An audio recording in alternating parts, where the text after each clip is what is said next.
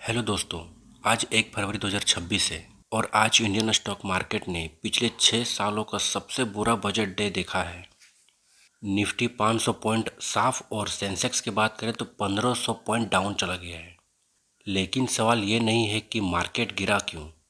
सवाल ये है कि क्या ये गिरावट एक बाइंग अपॉर्चुनिटी है या फिर ये रिटेल ट्रेडर्स के लिए एंड के बराबर है। क्यों आज बीएससी और एंजल वन जैसे स्टॉक 10% तक गिर चुके हैं। आज पूरा डायग्राम समझेंगे। तो सबसे पहले बात करते हैं एसटीटी की। STT means security transaction tax. Future SST की बात करें तो 0.02% से लेकर 0.05% इंक्रीज देखने को मिला है, मतलब 2.5 गुना इंक्रीज हुआ है। और ऑप्शन एसएसटी की बात करें तो 0.1% से लेकर 0.15% तक का इंक्रीज हुआ है, मतलब 50% इंक्रीज देखने को मिला है। ट्रेडर्स के लिए सबसे बड़ा झटका ये है कि एसएसटी में बढ़ोतरी हुई है। 1 अप्रैल 2026 से आपका ट्रेडिंग कॉस्ट बढ़ने वाला है। अगर आप एक स्कैल्पर हैं या ऑप्शन सेलर हैं तो अब आपका ब्रेक इवन पॉइंट दूर हो जाएगा। यही कारण है कि आज एंजल वन, बीएससी और ग्रो जैसे ब्रोकरेज लिंक्ड स्टॉक में 10% का क्रैश देखा गया है, क्योंकि वॉल्यूम्स कम होने का डर है। अब बात करते हैं उन जोन्स की जो विनर और लूज़र साबित हुए हैं। सबसे पहले बात करते हैं रेड जोन्स। कौन कौन से सेक्टर्स में रेड जोन दिखाया गया है।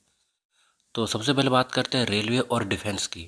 तो आरवीएनएल, आईआरएफसी, बीईएल जैसे स्टॉक में 6 से 9% तक का गिरावट देखने को मिला है। रीज़न ये है कि मार्केट को उम्मीद थी कि एक बड़े कैपेक्स हाइक की, लेकिन रेलवे और डिफेंस में कोई ग्रैंड अनाउंसमेंट नहीं हुई। इन्वेस्टर्स ने प्रॉफिट बुकिंग शुरू कर दी है। बात करें ग्रीन जोन की तो फार्मा और बायोटेक जैसे स्टॉक्स में ग्रीन जोन देखा गया है। फाइनेंस मिनिस्टर ने 10,000 करोड़ की बायो फार्मा शक्ति स्कीम अनाउंस की है। सन फार्मा और बायोकॉन जैसे स्टॉक्स ने मार्केट की गिरावट में भी मजबूती दिखाई है। बात करें आईटी सेक्टर्स की तो ग्लोबल स्टेबिलिटी और डिफेंस बाइंग की वजह से आईटी स्टॉक्स ने सपोर्ट दिखाया है। अब बात करते हैं इन्वेस्टर्स के लिए। बायपैक्स और कैपेक्स को अच्छे से समझते हैं। सिर्फ ट्रेडर्स ही नहीं, इन्वेस्टर्स के लिए भी दो बड़ी बातें हैं। बायपैक टैक्स की बात करें तो अब शेयर बायपैक पर कैपिटल गेन टैक्स लगेगा। जो कंपनीज टैक्स बचाने के लिए बायपैक करती थी उनके लिए अब गेम बदल गया है। बात करें कैपेक्स की तो 12.2 लाख करोड़। हालांकि ये पहले साल से 1 लाख करोड़ ज़्यादा है, पर और बेहतर की उम्मीद थी। अब सबसे इम्पोर्टेंट बात करते हैं फिजिकल डिफिसिट की। तो टारगेट्स 4.3% रखा गया है, जो इकोनॉमी के लिए लॉन्ग टर्म पॉजिटिव है, पर शॉर्ट टर्म में ट्रेडर्स को सिर्फ एसटीटी दिख रहा है। अब आगे क्या करें और अब कल के लिए क्या प्लान रहेगा। तो डरे नहीं, डोंट पैनिक। बजट डे की वॉलेटिलिटी में अक्सर वीक हैंड्स बाहर निकल जाते हैं, इसलिए फार्मा पर फोकस करें। Focus on pharma, bio pharma, शक्ति स्कीम वाले सेक्टर्स पर नज़र रखें, क्योंकि आने वाले समय में इनके बढ़ोतरी देखने को मिल सकती है। और निफ्टी को 24,800 के जोन में संभलने दें। जब तक मार्केट इस गिरावट को डाइजेस्ट नहीं करता, बड़ी क्वांटिटी में ट्रेड ना खरीदें। अब बात करते हैं निफ्टी 50 और बैंक निफ्टी के टेक्निकल एनालिसिस की। तो सबसे पहले बात करते हैं निफ्टी 50 की। आज निफ्टी ने 24,825 पर क्लोज दिया है, जो कि पिछले 6 सालों में सबसे बुरा बजट डे देखने को मिला है। शुरू में निफ्टी 50 का डायग्राम ऊपर की ओर जा रहा था, मतलब 400 से 500 पॉइंट तक ऊपर गया और फिर सडनली नीचे जाने लगा। अब बात करें सपोर्ट की तो नीचे की तरफ 24,700 से लेकर 24,650 एक क्रूशियल स्ट्रक्चर सपोर्ट जोन है। अगर मार्केट इसके नीचे सस्टेन करता है तो हम 24,500 तक की गिरावट देख सकते हैं।